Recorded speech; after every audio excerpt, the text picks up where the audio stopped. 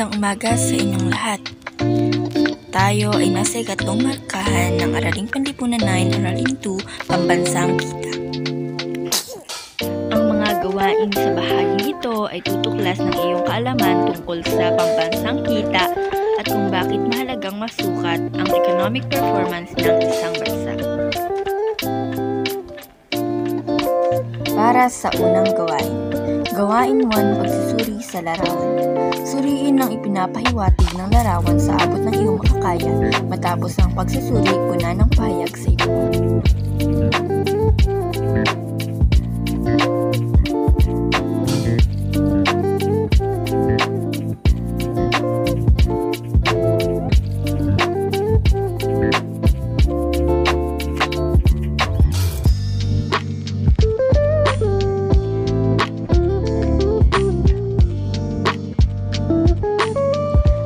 Tapos muna ang gawain, dumako na tayo sa ating aralin, ang pambansang kita. Kahalagahan ng pagsukat sa pambansang kita. Ayon kay Campbell R. McConnell at Stanley Bruce sa kanilang Economics Principles, Problems and Policies 1999, ang kahalagahan ng pagsukat sa pambansang kita ay ang mga sumusunod. Ang sistema ng pagsukat sa pambansang kita ay nakapagbibigay ng ideya tungkol sa antas ng produksyon ng ekonomiya sa isang partikular na taon at maipaliwanag kung bakit ganito kalaki o kababa ang produksyon ng bansa. Ikalawa, sa paghahambing ng pambansang kita sa loob ng ilang taon, masusubaybayan natin ang direksyon ng tinatahak ng ating ekonomiya at malalaman kung may nagaganap na pag-unlad o pagbaba sa kabuuang produksyon ng bansa. Ikatlo, ang nakalap na impormasyon mula sa pambansang kita ang magiging gabay ng mga nagpaplano sa ekonomiya upang bumuo ng mga patakaran at pulisya na makapagpapabuti sa pamumuhay ng mga mamamayan at makapagpapataas sa economic performance ng bansa. Ika-apat, kung walang sistematikong paraan sa pagsukat ng pambansang kita, haka-haka lamang ang magiging basihan na walang matibay na batayan, kung gayon ang datos ay hindi kapani-paniwala. Ikalima, sa pamamagitan ng National Income Accounting, maaaring masukat ang kalusugan ng ekonomiya. Gross National Income. Ang Gross National Income o GNI na dating tinatawag ding Gross National Product ay tumutukoy sa kabuuang pampamilihang halaga ng mga produkto at serbisyo na nagawa ng mga mamamayan ng isang bansa. Kalimitang sinusukat ang GNI sa bawat quarter o sa loob ng isang taon. At ito rin ay sinusukat gamit ang salapi ng isang bansa. Para sa paghahambing, ginagamit nilang pamantayan ang dolyar ng US. Ang isinasama lamang sa pagkwenta ng GNI ay ang mga halaga lamang ng mga natapos na buong produkto at serbisyo. Kasalungat nito ay di na isinasama ang mga halaga ng hilaw na sangkap sa proseso upang maiwasan ng duplikasyon sa pamilihan. Hindi rin isinasama sa pagkwenta ng GNI ang mga hindi pang pamilihang gawain kung walang kinikita ang gumagawa nito.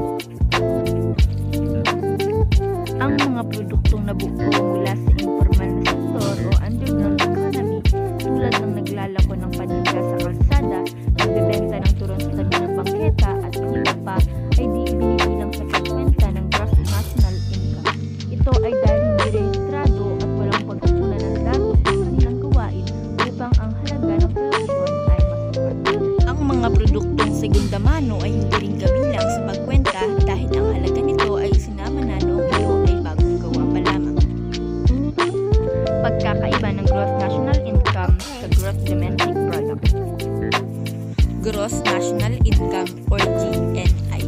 Sinusukat sa pamamagitan nito ang kabuuang pampamilihang halaga ng lahat ng nabuong produkto at serbisyo na ginawa sa loob ng itinakdang panahon.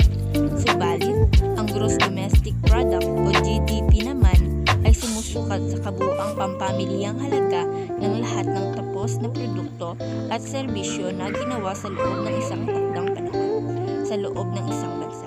Ibig sabihin, kahit na ito ay pagmamay-ari ng mga dayuhan na matatagpuan sa loob ng bansa ay kasama dito.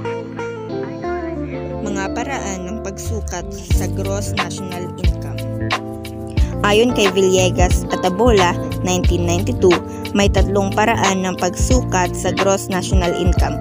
Una, pamamaraan batay sa gastos o expenditure approach. Ikalawa, pamamaraan batay sa kita ng sangkap production or income approach. At ikatlo, pamamaraan batay sa pinagmulang industriya or industrial origin approach. Paraan batay sa paggasta o expenditure approach. Ang pambansang ekonomiya ay binubuo ng 4 na sektor: sambahayan, bahay kalakal, pamahalaan at panlabas na sektor. Ang pinagkakagastusan ng bawat sektor ay ang mga sumusunod. Una, gastusing personal. Napapaloob dito ang mga gastos ng mamamayan tulad ng pagkain, damit, paglilibang, serbisyo ng manggugupit ng buhok at iba pa. Lahat ng gastusin ay kasama rito. B.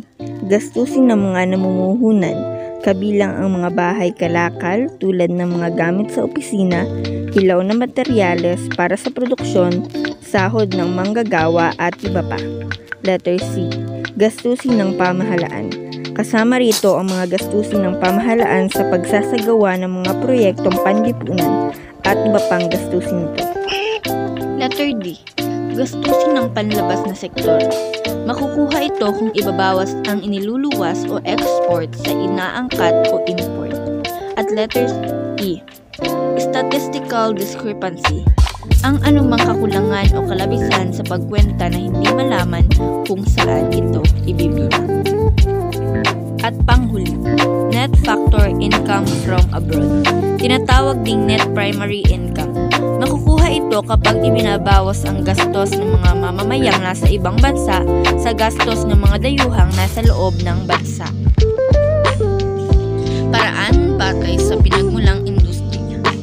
Sa paraang batay sa pinagmulang industriya, masusukat ang gross domestic product ng bansa kung pagsasamahin ang kabuuang halaga ng produksyon ng mga pangunahing industriya ng bansa. Kinapapalooban ito ng sektor ng agrikultura, industriya at serbisyo.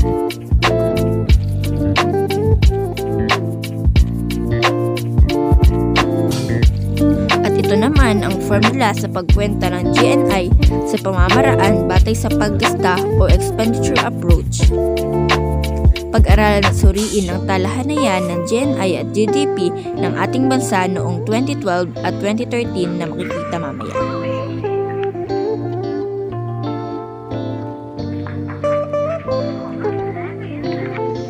Paraan batay sa kita o income approach.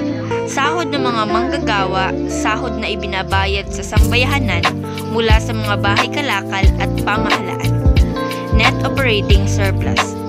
Tinubo ng mga korporasyong pribado at pag-aari at pinatatakbo ng pamahalaan at iba pang negosyo. Depresyon. Pagbaba ng halaga ng yamang pisikal, bunga ng pagkaluma, bunga ng tuloy-tuloy na paggamit paglipas ng panahon. Dito wirang buwis, subsidiya. Dito wirang buwis, kabilang dito ang sales tax, custom duties, lisensya at iba pa. Subsidiya, salaping binabalikat at binabayaran ng pamahalaan ng hindi tumatanggap ng kapalit na produkto o serbisyo.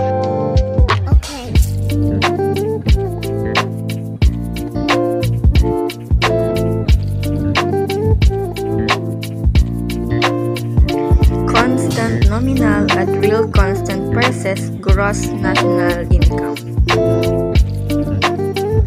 Sa pagsukat ng nominal at real GNI, kailangan munang malaman ng price index. Sinusukat ng price index ang average na pagbabago sa presyo ng mga produkto at serbisyo.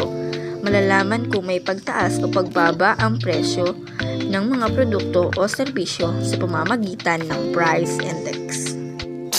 Halimbawa ng larawang ito, ang price index ng 2006 ay 133.36. Kung ang batayang taon ay 2000, Ang price index ng batayang taon ay laging nakatakda sa 100. Ipinapakita nito na sa pagitan ng taong 2000 at 2006, nagkaroon ng 33.36% na pagtaas ng presyo ng bilihin. Samantala, 37.57% ang itinataas ng presyo ng mga bilihin mula 2000 hanggang 2007.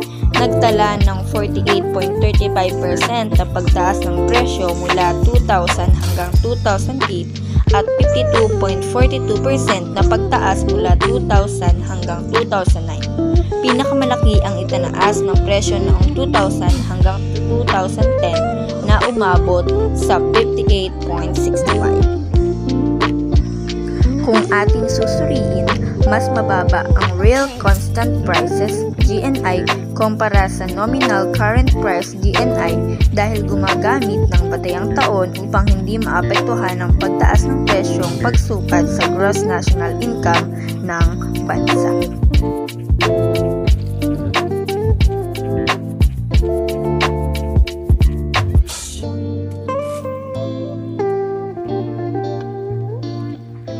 Limitasyon sa pagsukat ng pambansang kita.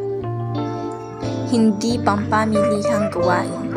Sa pagsukat ng pambansang kita, hindi kabilang ang mga produkto at serbisyong binuo ng mga tao para sa sariling kapakinabangan, tulad ng pag-aalaga ng anak, paghuhugas ng pinggan, at pagtatanim sa bakanteng lupa sa loob ng bakuran, bagamat walang salaping nabubuo sa mga naturang gawain. Ito naman ay nakabubuo ng kapaki-pakinabang na resulta. Impormal na sektor. Malaking halaga ng produksyon at kita ay hindi naiuulat sa pamahalaan tulad ng transaksyon sa black market, nakaw na sasakyan at kagamitan, iligal na droga at pasugalan at maanomalyang transaksyong binabayaran ng ilang kumpanya upang makakuha ng resultang pabor sa kanila. Externalities o hindi sinasadyang epekto. Ang hindi sinasadyang epekto o externalities ay may halaga na kalimitang hindi nakikita sa pagsukat ng pambansang kita. Halimbawa, ang gastos ng isang planta ng kuryente upang bawasan ang perwisyo ng polusyon ay kabilang sa pagsukat ng pambansang kita.